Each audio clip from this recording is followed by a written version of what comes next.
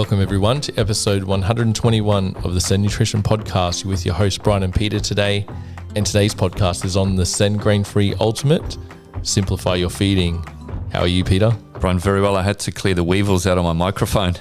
Don't worry about the weevils in horse feed. There were weevils in my microphone. It has been a little while, but we've been very busy in the background. But as we thought, Amber Matthews' podcast had a huge response. We thought that was the most anticipated podcast of the year, but I think the passionate CEN supporters out there and our loyal clients have really requested this one, and it's good to be on the mic with you again. Yeah, likewise, Bryan, and maybe some of the trolls too, to see what info they can get to use against us, or maybe the copycats. Yeah, so I think this podcast will address many questions and reasons behind the shift and the way we wanted to simplify our feeding in Australia and not have the two bags, and we'll get into that shortly. Yeah, Bryan, I think maybe we sort of let our listeners, customers, obviously, but potential new customers, just to sort of see how this come about. So basically, with everything that we do, we always listen to feedback. Doesn't mean we act on a feedback tomorrow, the next day, the next month or 1 year, but we listen to everything.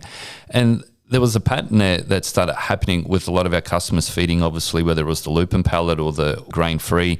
Look, a lot of our customers were adding oats into the rations as well, especially, the guys with the performance horses. So the consensus was, and a pattern was, that we found that feeding three different products was a little bit annoying, very time-consuming, very hard to get the balance right of everything, and it was costing them obviously more than what they were budgeting for. So we took that in and sort of put our heads down and just go, all right, well, what can we do to sort of push the boundaries and possibly create one product that could possibly replace those three that I just mentioned? Yeah, and this was not just an overnight thought from Peter and I, and it was actually middle of last year. I think we came out of a call with a diet, and we're just looking around at the different legumes that are available on the market. And it just so happened the legumes that caught our eye were grown on the east coast of Australia, where, as you knew, the previous formula had the lupins, which are on the west coast. And we did some investigation, research, and looked at how our whole feed program was set up with those two bags and wanting to simplify and get the best of both worlds in one, but keep it grain-free, keep it low sugar, low starch, but also increase that digestible energy so the horse will hold their condition better, but also have stronger muscles in performance and recovery. A lot of our existing customers know that whenever we make a change, it's always for the positive, and whether that's financially, the product will be, more cost effective, or whether there's an improvement in ingredients that does, the horse a lot more justice, or there's a lot more benefits as well. So we don't just do it for the sake of doing it by reacting. There has to be a reason why we improve a product. Yeah, 100%, Peter. And we're going to go through the benefits of this formula update. We're going to go through the price benefit as well, because it's not coming across the other side of Australia. And our distribution network that is on the East Coast is easier to manage, and it'll be more sustainable for stores. Yeah, Bryan, the biggest one I'd like to make sort of, like pretty much at the start of this podcast, is that we've gone for a national pricing model. So it's sort of unheard of in the horse industry, but with our distributors obviously working very hard and passing on a savings obviously to the distributor and then to the store, and then the store passing on a saving onto the actual end client, we're going to be getting that product, the Ultimate Grain-Free, at around about the $54.95 in metro areas, within sort of 50 to 100 Ks out of most capital cities, and about $59.95 towards the rural areas. And look, that's because they've got higher freight costs and what so forth. But there might be some, obviously some of the customers that are, that are pretty close to where we get the get the product manufactured. You might be seeing it at sort of $49.95 as well. Yeah, that's totally correct, Peter. And what we were looking at was, we were also answering questions and inquiries. Why has one produce store have it at $75 a bag or $69 a bag? There had to be a reason, and we needed to work backwards from the source and look at our costs logistically coming across from Western Australia and saying, hey, if we can make it on the East Coast, we can pass on that savings. Had meetings with our distributors, they'll do the same thing, and it's holding everyone accountable on that whole chain. Yes, I've spoken to rural stores that have that freight cost to get out to the rural areas, but in the $59.95 or around that mark out in the rural areas, it's still a fair price and not $69 or $79 that it was before. Yeah. Absolutely. And look, the person that's won out of this is the consumer, is the end user, because they can literally go into their store and know what they're going to be paying. They can budget for it, they can allow for it. I think we lost a lot of customers because obviously in some of those areas that Bryan mentioned, $68, $75, it must be the most expensive feed in the country, I think, at that price. So it does cost us business. So hopefully now, with the changes that we've done, the improvements, we've actually got a better product, which is cheaper. And we will go over that obviously very shortly. Yeah. And to put it simply, what we have done is obviously combine the blue and the yellow bag into one and got the best of both worlds. So think of it as a boosted up blue bag or CEN grain-free bag, but now called the Ultimate, which now includes the marine calcium and the marine magnesium. It has higher digestible energy. It's a better tasting fiber pellet. It's there to really simplify your feeding. So in the majority of horse cases, you can feed from the one bag with your roughage, your oil and your salt, and just to really keep it time efficient and also saving you money. Bryan, I think without sort of blowing wind up our backside, I think we're probably one of the only companies in Australia, if not the world, that have got one feed as part of their portfolio. I think you're 100% right, Pete. And it's it is what it is, and it's basically everything's aligned. The research we've done, we've managed to find the right raw ingredients. On that point, with obviously the raw ingredients, we do obviously mention in it that they are human grade raw ingredients, and some of our customers have asked, well, what are human grade raw ingredients? So basically, what happens is all of the beans that we use go for export into the Middle East, and what aspect of the bean we use? We use the hull, obviously for the high fiber, and we use the kernel, obviously for the digestible energy, the protein, everything like that. So that's where we mean human grade ingredients is actually the beans that do go for the export. We just have access to the raw ingredients that go for export. Yeah, so these raw ingredients are intended for human consumption. So that really shows you the quality that we're trying to intend, and it's not just a full byproduct that's not export grade quality, as you'd say, Peter. Yeah, 100%, Bryan. That's exactly how I'd say it. And that obviously follows on with the food grade flaxseed oil that we've got as well. So that's the direction that we're going, that we have always been, is it always has to be improvement. And I think with the raw ingredients being such of basically, for human intention purposes, our customers should see even improved results with this new product. Yeah, and it goes through the CEN mantra. So we're not adding oil, we're not adding unnecessary fillers or binders for this pellet. This is as pure as the previous formula, but we feel you're actually getting better bang for your buck with a higher digestible energy and a better tasting fiber pellet in that as well. Yeah, so if our listeners can understand, the actual premix that we've used in the old product, especially the grain-free, is exactly the same premix. Obviously, we had the marine calcium and magnesium inside the lupin pellet.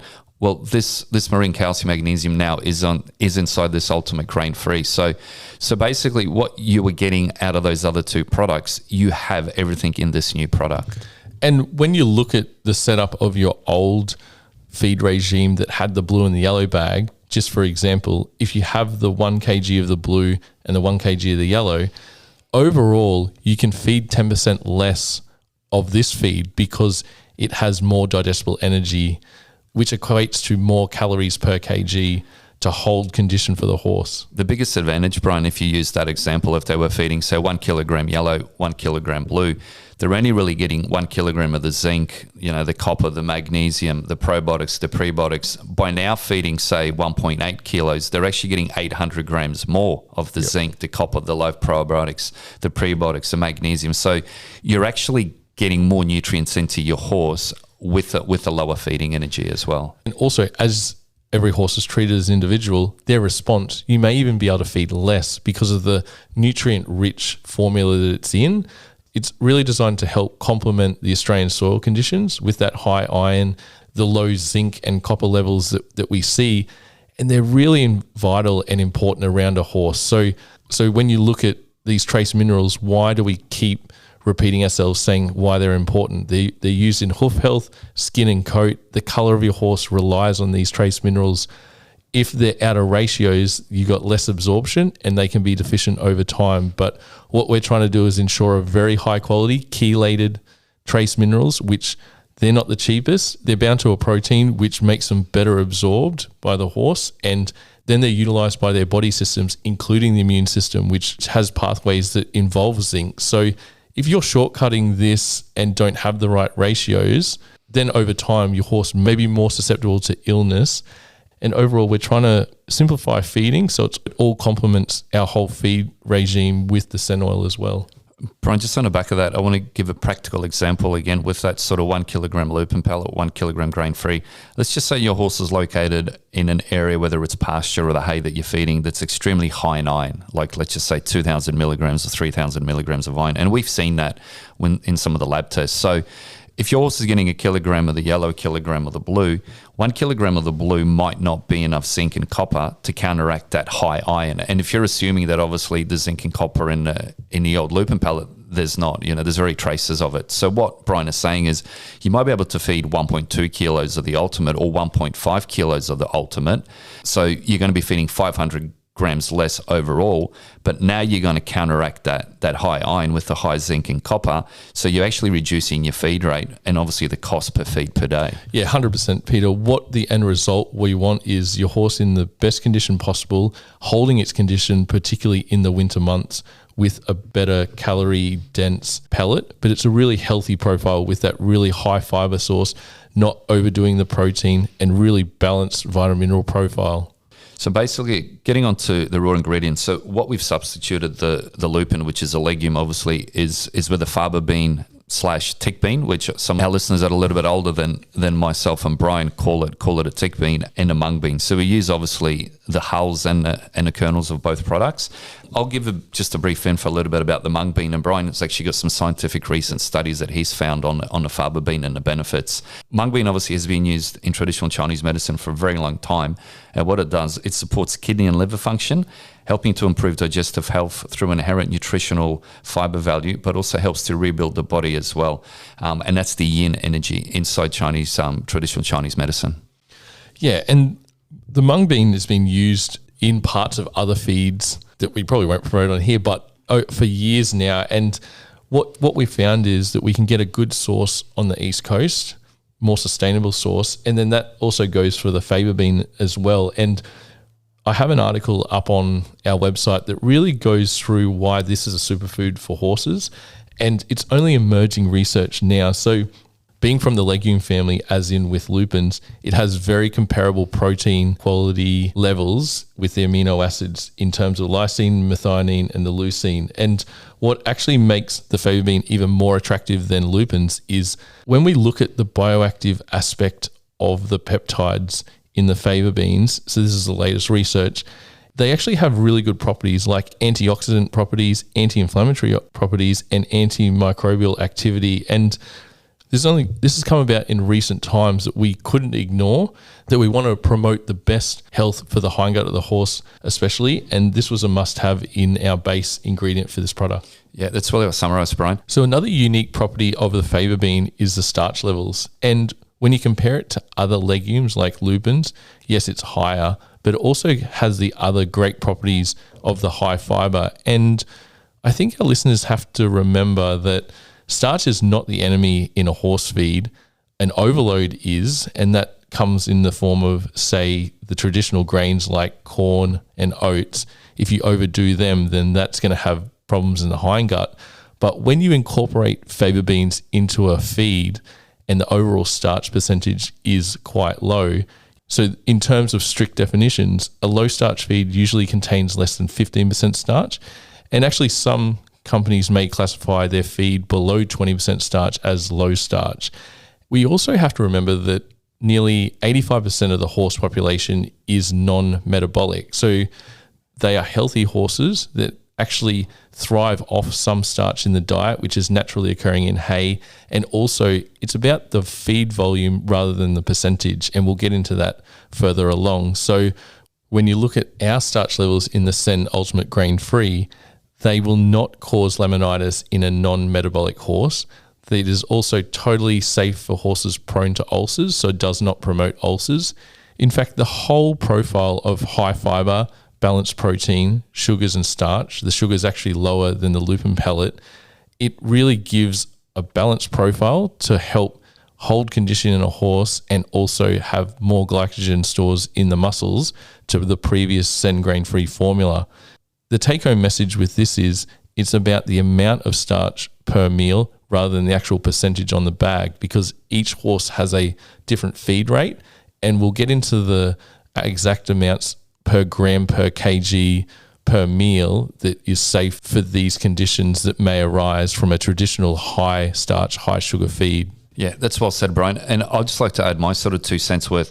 From research that we've done, the upper limit for starch per day is 1 kilogram. So that's not 1 kilogram of feed, that's 1 kilogram of starch. So what does that look like? So if the upper limit's 1 kilogram of starch per day, and we have a feed that's 12% starch, basically for 1 kilogram, well, that means you can feed 6 or 7 kilograms and you're still going to be absolutely right at that upper level. So it's not like you're going to feed 1 or 2 kilograms of our product. Well, that's only going to be, 240. So like if 1 kilogram is 120, 2 kilograms are going to be 240, 3 kilograms are going to be 360, and so forth and so forth. So the upper limit of starch is 1 kilogram per day.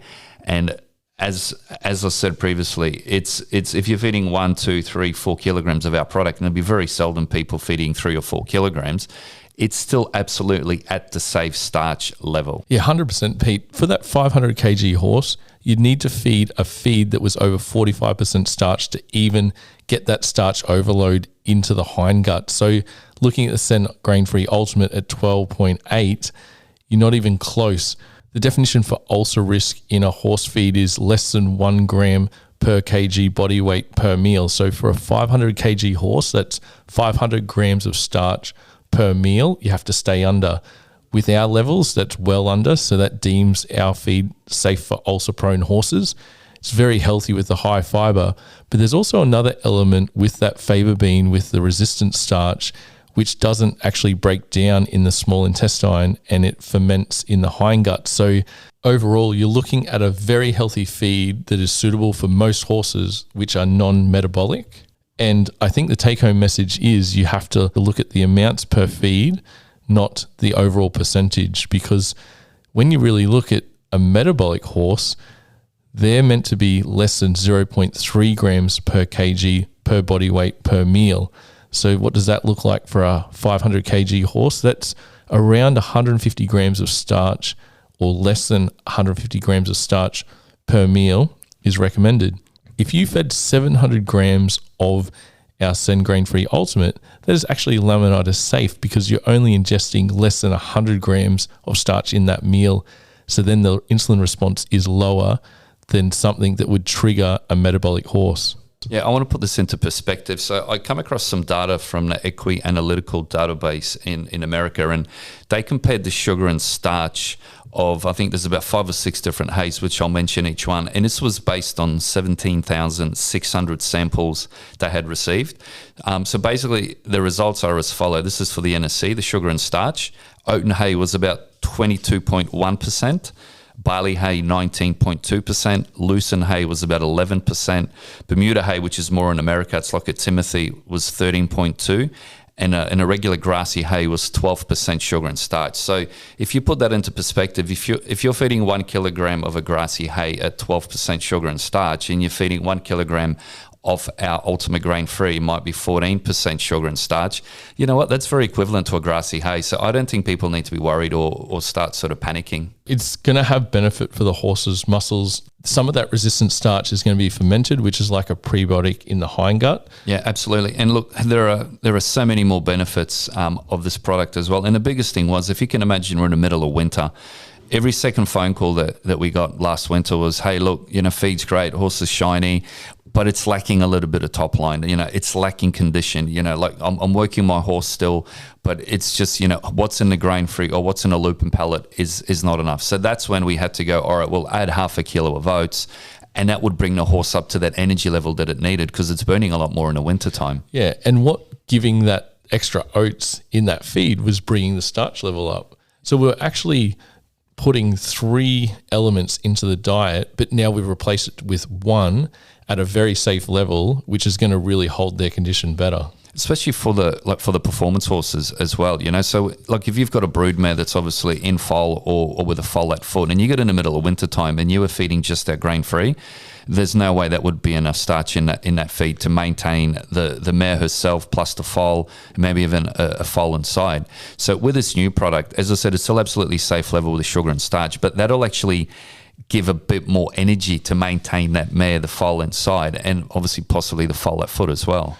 Yeah, 100%, Peter. And for everyone looking at temperament as well, yes, sugar and starch have an effect on this, but our levels in this CEN Grain-Free Ultimate are still so low.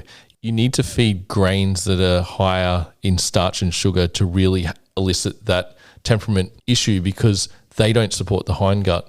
The CEN Grain-Free Ultimate supports the hindgut with the high fiber, gives that extra digestible energy to help with the calories. And because of that gut-brain connection, you've nourished that hindgut, which actually has a good effect on behavior overall. I think we found a brilliant solution for our performance horse trainers. Look, some of these horses, poor horses, will be getting, 3 kilograms of oats or corn or barley and mill run. With this product, they can actually reduce their grain feeding, whether it's 3 kilograms of oats. I might bring that down to 1.5 and add 1.5 of our ultimate. So that brings the fiber level up, obviously drops their 40-50% starch. And obviously the more starch we have in this product is a big benefit. This goes to endurance as well. A lot of those endurance horses, they still need the starch to top up those glycogen stores. If those glycogen stores are not topped up, that horse is going to be running on empty. It's going to start burning muscle. It's going to lose top line. You're going to hit a flat spot pretty quick. Yep. And on that point, starch replenishment doesn't happen the day of competition. If you feed this continually, it actually takes 72 hours for those muscle glycogen stores to replenish fully. So leading into an event, if you're feeding the CEN Grain-Free Ultimate, that's going to have your horse at the most powerful stage of its glycogen stores for its muscle. And during those endurance events in the stops, if you offer them the hay, if you offer them a small feed, they're all getting it in one. So it really simplifies that aspect down as well. Yeah, as an example, it's like when we start a fire, we have to kindle the wood first. So if you can imagine, if we just get a lighter or a match and we put it under a big fat log, it's not going to come alight straight away. So obviously we have to put maybe some charcoal underneath, and obviously start the charcoal, let the charcoal heat up, then the wood sort of catches on fire. And that's obviously when we start getting the heat. So that's what Bryan meant about, you can't just, top up those glycogen stores within 24 hours. It might be 72 hours, might even be 4 days, 4 or 5 days, depending on, it might be the endurance competition, the longer ones they go over. Yeah, 100%. But is it like a fireball shot before you go out drinking, Pete? Possibly. Before a few gins? Yeah, to warm the tummy. But I think that's a great analogy, what you said. It actually really helps the overall digestion and utilization of fiber and fat as an energy source. It's all helping that horse be more sustainable in its stamina and energy when you combine a good ratio of fiber, protein, starch, sugars, and fat. And that's what we try to do with multiple bags. But what we have achieved is an all-in-one solution that we not only feel has simplified, but it's also better tasting. And when a horse is under stress, sometimes they don't want to eat. So it's going to have another advantage in that aspect too. Yeah, absolutely. As I said, like we've mentioned numerous advantages here. It's the better palatability, high digestible and energy, still got really good fiber. The proteins at a really good level, the amino acids are very good. But as I said, I think the biggest thing is now those horses in a winter time, even when they're spelling or they're still exercising, they are going to hold weight better. They are going to hold weight better. If you are just feeding, a lupin-based product or another company's lupin pellet, it's only 1% starch. So I will guarantee you will be reaching out for the Speedy Beat, or you're going to be reaching out for the copra, or you're going to be reaching out for the oats to add another feed, because there's just not enough starch in that lupin to help maintain condition throughout those cold winter months. Yeah. In winter, if you start at the base, the CEN Grain-Free Ultimate, you have your oil, your very good oil source, the CEN oil, salt, because that really helps with thirst activation, particularly in winter, because horses still require those 30, 40, 50 litres of water a day for all their bodily functions. And then your ad lib hay, or at least 1.5% of their body weight in hay, which for a 500 kg horse is 7.5 kgs of roughage. And that not only helps with the calories, but that also has that saliva activation, helps the gastric environment from that rising acid every 15 minutes. And the horse's temperament really improves when you have all that roughage. But the Grain-Free Ultimate works in with this whole system even better than what we had before. Bryan, is there anything else you want to leave our listeners with, some parting words of wisdom? Yeah, there's probably one major point to this podcast that we want to emphasize, is that starch is not the enemy. when it's at these levels. When you look at the definitions, anything above 40% in a diet is high. If you have a performance horse, not getting enough starch in the diet can be actually dangerous and make their muscles weak because there's less glycogen stores. What we've found is the happy medium. The CEN Grain-Free Ultimate is really high fiber still, but also the other key aspect is we've maintained that really high quality vitamin mineral profile that everyone knows with the encapsulated probiotics for digestive health. So this profile is still very familiar to our listeners and our clients, just with a few minor tweaks, but also so that sustainability of the raw ingredients on the East Coast is another big one, and the price. Yeah, so what Bryan means as well with a performance horse, and that includes dressage, that includes show jumping, includes the cutting horses, includes pretty much every horse that is getting worked 1 or 2 or 3 days per week, if not more. So basically, if that horse is getting worked that amount, it needs the starch to replenish those glycogen stores. So as we mentioned, in my analysis from the Equi lab in America, obviously a lot of those hays were 15 to 20% sugar and starch already. We've seen pasture analysis at 25 to 30% sugar and starch. So our product, it's not the enemy. It's not dangerous. Don't go having a cold sweat at night thinking about it. Yeah, it's for the horse at the end of the day. If you have the metabolic horse, the CF50 is the option. You're looking at things that increase insulin. As the research emerges with resistant starch, it could well be that this comes down into the percentages where it's suitable. But at this time, it's still a very healthy feed. Horses are going to benefit, including the ones that are hard keepers in winter. And also that national pricing really helps streamline everything, and even in the rural areas at $59.95 as well. It'll make our product affordable to majority of people around Australia now, which in our opinion is the most important thing, because what annoyed us and sort of, grinded our gears was seeing that product at 75, 68. You might see the odd one at sort of 54, but with the national pricing model, and we hope that all stores listening to this obviously pass on that saving as well, and implement that recommended retail pricing that we are pushing for. Yeah. And just addressing a few other comments that have come through, this pellet has no soy, no lucerne, no oils, no grain byproducts, and no fillers. You know why we don't have CEN oil? Actually, for our new listeners, because we have a few new listeners of this podcast, the reason why we don't put the CEN oil into the pellet is that when a pellet forms, it undergoes some heat.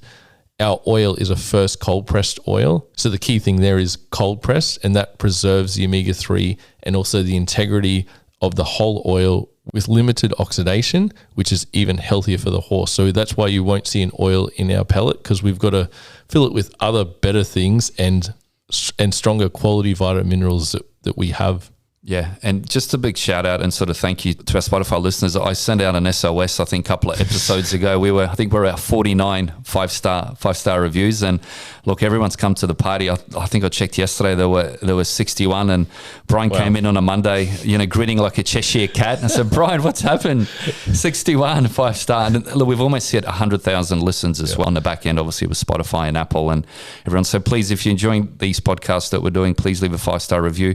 I think we're ranking at I think the top 3 podcasts for horses. Yeah, like I think it bounces around, but I think we're the number 1 Australian horse podcast. There's a couple of overseas ones that Australians listen to, but the feedback's been amazing. Everyone, there's a lot of majority of the calls that come through to CEN HQ. They really compliment us on the education that we've done over the years just to improve horse health in Australia. This is the next evolution of our brand and innovation to make feeding less chaotic. We have to try and make things more time efficient but effective, but overall it's for the horse at the end of the day. Yeah, and one last thing, and I promise this is the last thing. There is a few sort of, I wouldn't call them trolls, but a bit of misinformation sort of online, that are in these different closed groups saying, CEN are out of stock, this is not coming back, and, they're going out of business. Look, if you're worried, please give us a phone call. The best thing is to hear it from the horse's mouth. Bryan and I are available here. We've got the team as well. So don't read what you're sitting into these groups. I don't know, these people have got a vested interest in another brand. It's all verbal diarrhea, basically. Yeah, and it's disappointing to see if you don't clarify. Like, always check with us. We're an open book. What we're trying to do is focus on the horse, not try and tear down other people's competition. We're all trying to find the best solutions for our horse owners at the end of the day. And what we can pride ourselves on at CEN is the quality products, the track record that we possess, and also that we're helping just reduce the noise or the chaos and the confusion that's around with feeding horses and trying to simplify it and get back to basics. Yeah, 100%, Bryan. I echo those thoughts. And look, like if the other companies maybe spent more time focusing on innovating their own products rather than trying to bag us or copy us, they'd be more successful like we are. Yeah, 100%. You can't, there's no substitute for the original. Or I think it was a saying.